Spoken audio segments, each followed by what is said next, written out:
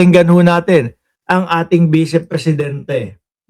As I mentioned, no, noong episode ng Ibalikan Tapang at nasabi, nabanggit ko doon na meron akong ni-recruit last year. Yan na, no? Last year pa, nag-recruit na. Pero yung mga ilang buwan na sinasabi niya, hindi ako tatakbo. Pero nung malapit na yung impeachment, para meron silang maging dahilan o ipang depensa, tatakbo po ako sa pagka-presidente sa 2028. Itong lahat ng ito, mga kababayan, ang mga inaatupag na ngayon, kahit 2 taon pa darating, miski halal ng bayan at nakaupo, wala nang ibang inaatupag, kundi yung 2028 election. Mga nagmamadali na makakuha ng pinakamataas na posisyon. Sabi ni Escalera, Romy, ni isang waiting shed, walang pinagawa, ang hayop na yan, sabi. Totoo ba? No, hindi, baka naman po doon sa dahig, at least may napagawa. Baka naman doon sa dahig, kasi ang dami pong mga Pilipino, di ba? Ay, kapag kayong kumontra, sabi nung iba, Mark, ano yung sinasabi mong madaming Pilipino doon sa dahig? Sabi ko nga sa inyo, kapag kalagpas 2, ibig sabihin, madami na yon. Pagkalagpas 2, ibig sabihin, madami na yon. May mga Pilipino nag-aantay, nakatunganga. Doon sa dahig, nagkakainan ho ng humba, mga bossing, nag-aantay na palabasin, palayain, makalabas si dating Pangulong Duterte. Baka doon, nakapagpatayo ng waiting shed ang Vice Presidente. Sa Pilipinas, mukhang wala naman. Mukhang wala naman. Wala akong makita doon sa Pilipinas na pinaggagawa nito. Portalet na gawa niya, isa lang, may vortex, puro tayo pa. Grabe ka, Lonely TV, baka mamaya may mga kumakain dyan. Di ba? Tuloy natin ng Vice Presidente. Sino ba yan? Gloria Macapagal Arroyo lang naman yata yung ni-recruit mo? Basically, na yun But hindi pa siya nag-decide kung tatakbo siya for Vice President or hindi. So, baka masayang lang siguro ang oras at panahon. Masyado pang maaga siguro para sa kanya. Wala naman siguro ng impeachment na kakaharapin yung magiging katandem mo. Kasi alam natin, mga bossing, kaya lang naman nag-announce ng tatakbo ito upang sa ganon, kapag dumating na yung impeachment, sasabihin nila, naku, kaya lang naman po nila ako pinapa-impeach dahil po dahil nag-announce ako na ako tatakbo sa pagka-presidente. So at least may pandidepensa sila.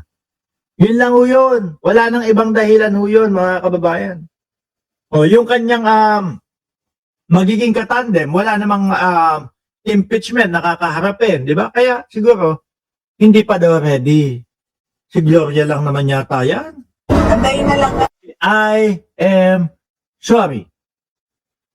Wala lang dayaan,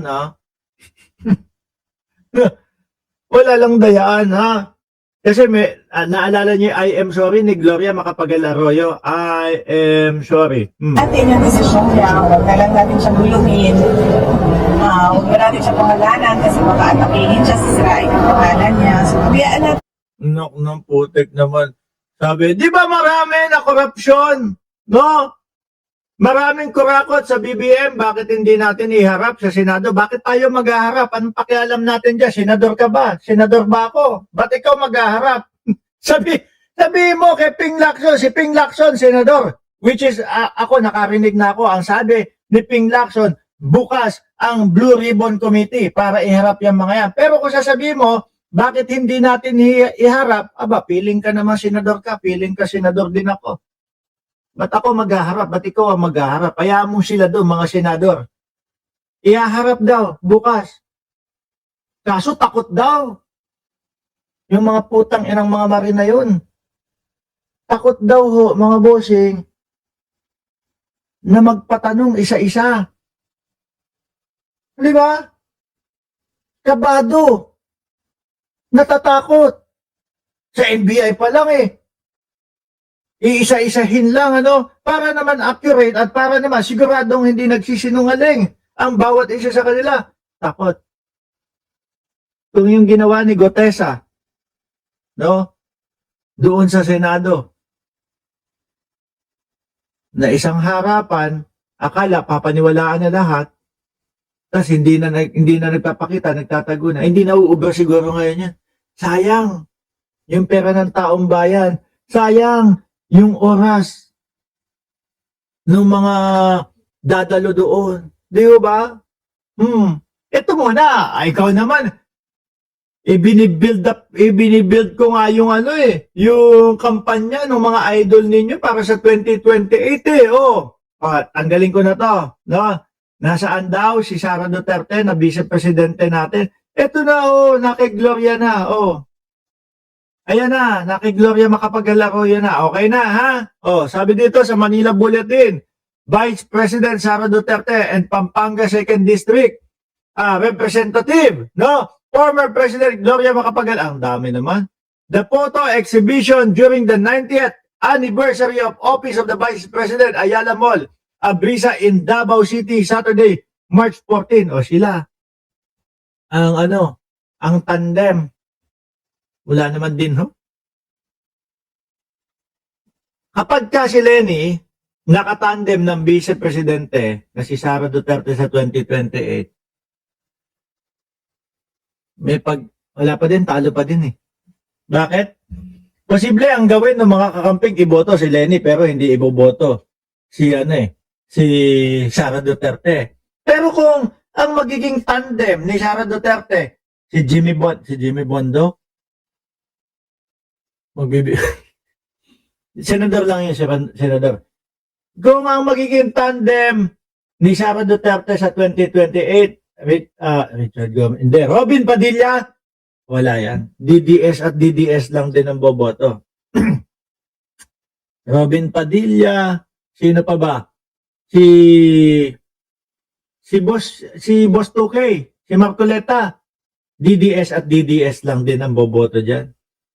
Pero kapag ka ang nagtandem sa 2028, si Leni Robredo sa pagka-presidente at tumakbo sa pagka-vice-presidente si Pangulong Bongbong Marcos, ay putang ina mga DDS. Iuntog nyo na sa pader yung mga ulo ninyo. Ang sakit sa ulo niyan. Diba? Bakit? Simple lang.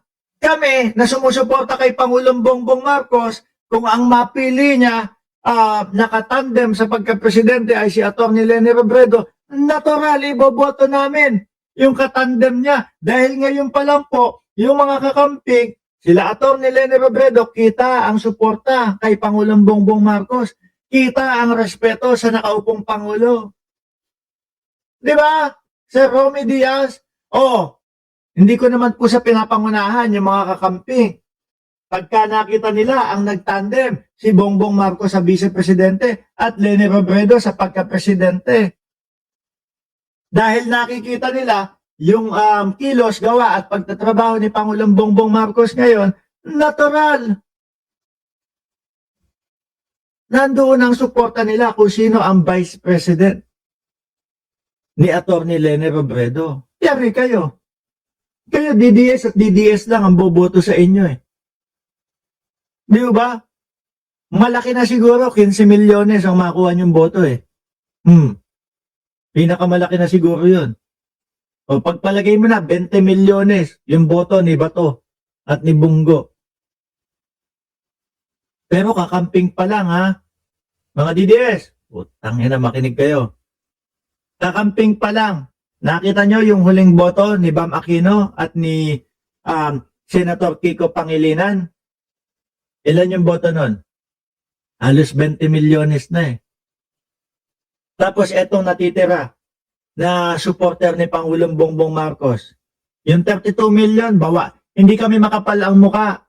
Nasasabihin natin 31 million. Alam namin may nabawas yung mga DDS. I-exage ko na 11 million ang tanggalin natin doon sa sumusuporta dati kay Pangulong Bongbong Marcos. 20 milyones na lang. 20 ng kakamping at 20 na natira po na sumusuporta dito, 40 milyones. Yung mga DDS, mga kapal mukha niyan paulit-ulit sasabihin, 32 million kami, 32 million kami. Nandyan pa nga yung boto namin nung 32 million. Ngayon, ayaw na namin suportahan yan eh. Tapos 32 kayo ng 32. Hindi po ba? Pag tinakot nila mga tao para bumoto, disqualify. Wala na matatakot yung sa mga yan. 2026 na ho, mga kababayan. Sabi ni Transformer, pag na-impeach si Sara, tapos lahat yung mga plano ng DDS, edi iyakan na. Robin Padilla at Guanzo na lang ho siguro ang kanilang magiging presidente at vice-presidente. Di ba, Sir Bugi Arellano?